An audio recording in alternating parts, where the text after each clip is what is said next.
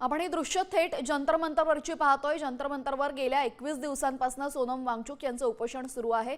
धर्मेंद्र प्रधान, केंद्रीय शिक्षण मंत्री धर्मेंद्र प्रधान यांच्या राजीनाम्यासाठी हे आंदोलन सुरू आहे आणि आता सोनम वांगचुक यांना त्या ठिकाणाहून दुसऱ्या ठिकाणी नेण्यात येत आहे, रुग्णालयात नेण्यात येत आहे, कारण की सोनम वांगचुक यांची तब्येत खालावलेली आहे। कारण गेल्या 20-21 दिवसांपासून त्यांनी अन्न घेतलेलं नाही, अन्न प्राशन केलेलं नाही आणि त्यामुळे अर्थातच याचा मोठा परिणाम त्यांच्या तब्येतीवर झालेला आहे। सोनम वांगचुक यांची तब्येत अतिशय खालावल्याचं दिसतंय आणि त्यामुळे त्यांना आता रुग्णालयामध्ये दाखल करण्यात येणार आहे।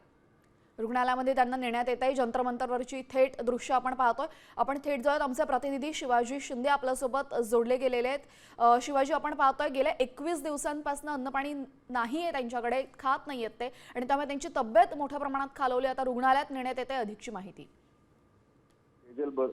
नक्कीच सोनम वांगचुक यांना आंदोलन स्थळावरून हटवण्यात येत आहे। सातत्याने त्यांचं 21वावं हे उपोषणाचा दिवस होता आणि सरकारवर कुठेतरी प्रेशर क्रिएट होत होता आणि त्यांच्या तब्येतीचीही जास्त खालावली होती। गेल्या 21 दिवसात जवळपास 9.5 ते 10 किलो वजन त्यांचं हे घटलं होतं आणि याच दरम्यान त्यांच्या जीविताला धोकाही निर्माण झाला असता, आरोग्यावरती परिणाम झाला असता, अशी ही भूमिका डॉक्टर सातत्याने मांडत होते।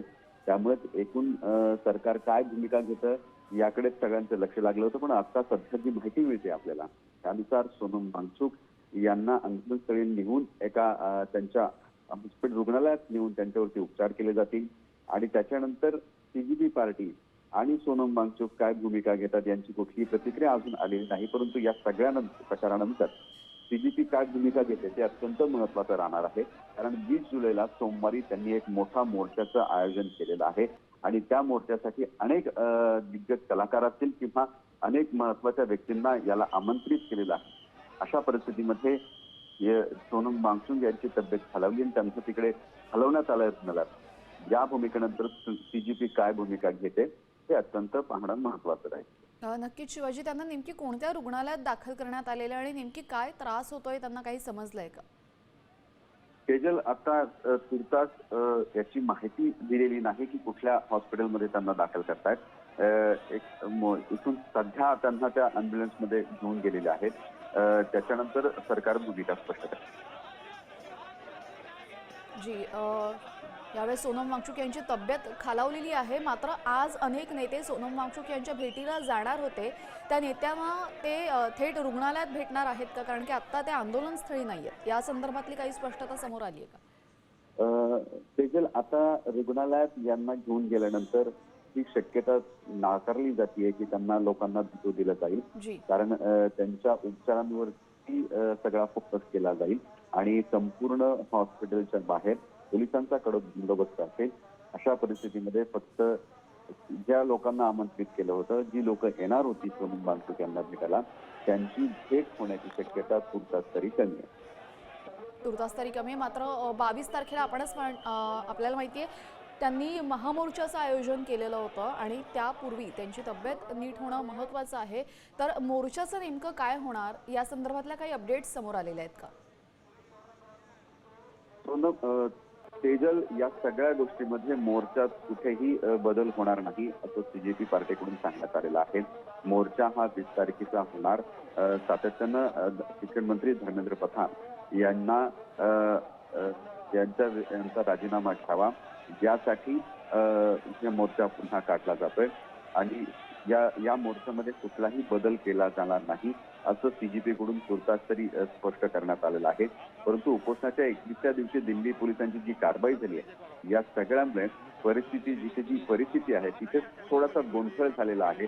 आंदोलनस्थळी थोडा गोंधळ झालेला आहे आणि सोनम वांगचुक यांना आंदोलन स्थळावरून पोलिसांनी दूर नेलंय आणि या कारवाईनंतर जंतर मंतरवर थोडासा गोंधळ झाल्याचं दिसून येत आहे। त्याच्यात जी, हे गोंधळ होण्याचं नेमकं कारण काय होतं? कारण की कालही आपण पाहिलं की दीप्तींनी आरोप केला होता वांगचुक यांच्यावर हल्ल्याचा प्रयत्न झाला होता। या अनुषंगाने हा सगळा गोंधळ झालेला आहे की आणखीन काही घडलेलं आहे? नक्कीच सातत्यानं आपल्याला माहिती आहे की सोनम वांगचुक यांच्या आंदोलनाचा उपोषणाचा हा 21वा दिवस होता। सरकारवर कुठेतरी प्रेशर क्रिएट होत होतं। दिल्ली पोलीस सातत्यानं सामंजस्याची भूमिका घेत होतं, परंतु काल रात्री हल्ला केल्याचा प्रयत्न झाल्याचा आरोप अभिजित दिपके यांनी ट्विटरवर केल्यानंतर त्यानंतर पोलिसांनी ही सगळी गोष्ट लक्षात घेता कदाचित हे पोलिसांनी या सगळ्या गोंधळ होऊ नये पुढे याची प्रिकॉशन घेण्यासाठीच पुढे ही आंदोलन स्थळावरून त्यांना घेऊन गेल्याची माहिती तर तुर्तास पोलीस सूत्रांकडून मिळतीये. परंतु या सगळ्या घटनेमुळे आंदोलन स्थळावरून पोलीस वांगचूक यांना नेल्यामुळे जंतर मंतरवर जे आंदोलन स्थळ आहे तिथे थोडीशी गोंधळाची स्थिती निर्माण झाली आहे. परंतु सीजेपी पार्टीकडून स्पष्ट करण्यात आलंय की 20 तारखेचा जो मोर्चा आहे याच्यात कुठलाही बदल केला जाणार नाही. जी यापूर्वीचं जे जनआंदोलन सर्वात मोठं उभं राहिलेलं होतं ते होतं अण्णा हजारेंचं, पण त्यांनाही इतके दिवस उपोषण करावं लागलं नाही. त्यांच्याकडे सरकारचे लोक जाऊन त्यांची मनधरणी करण्याचे प्रयत्न वारंवार झाले होते.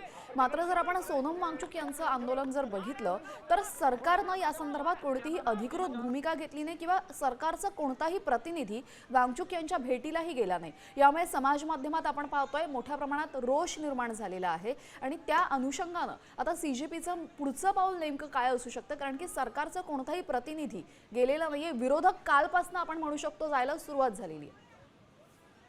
नक्कीच सोनम वांगचुक यांची प्रकृती ही थोडी ठीक होती असं त्यांच्यावरती उपचार करणारे जे डॉक्टर्स आहेत जे सातत्यानं ह्या 20 दिवसात त्यांच्या प्रकृतीवरती लक्ष ठेवून होते त्यांची प्रकृती स्थिर होती, तपासणीही ते नॉर्मल होते.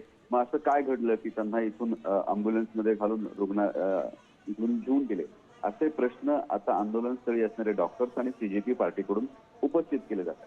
अण्णा हजारे यांचं आंदोलन ही असंच चाललं होतं. अशा परिस्थितीमध्ये अनेक सत्तेतले नेते त्यांना येऊन भेटत होते आणि त्यांचं उपोषण सोडण्यासाठी प्रयत्न सुरू होते. परंतु आता 21व्या दिवसानंतर ही सरकारकडून कुठलीही एखादा व्यक्ती समोर येऊन या आंदोलनाबाबत उपोषणकर्त्यांची भेट घेताना दिसले नाही.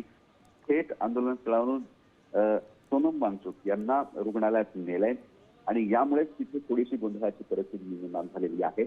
आणि काही प्रश्नही सीजेपी पार्टीच्या लोकांकडून उपस्थित केले जात आहेत की जसे त्यांच्यावर उपचार करणारे जे डॉक्टर्स आहेत त्यांचंही म्हणणं होतं की त्यांची तब्येत थोडी ठीक होती, एवढी स्थिर होती, एवढे काही झालं नव्हतं की लगेच रुग्णालयात घेऊन जाण्याची तुर्तास सरकारने घाई केली. या घाई मागे दुसरा काही उद्देश होता का, आंदोलनावरून त्यांना हटवण्याचा प्रयत्न होता का, असा आरोप सुद्धा सीजेपी पार्टीकडून होता. जी धन्यवाद शिवाजी आपण दिलेल्या सविस्तर माहितीसाठी. तर आपण पाहिलेलं आहे तब्येत ठीक असताना म्हणजे तब्येत ठीक आहे असं वारंवार सांगितलं जात होतं, मात्र अचानक त्यांची तब्येत खालावलेली आहे आणि त्यांना सरकारकडनं आपण पाहतोय रुग्णालयामध्ये नेण्यात आलेलं आहे. त्यामुळे सुद्धा काही सवाल उपस्थित झालेले आहेत.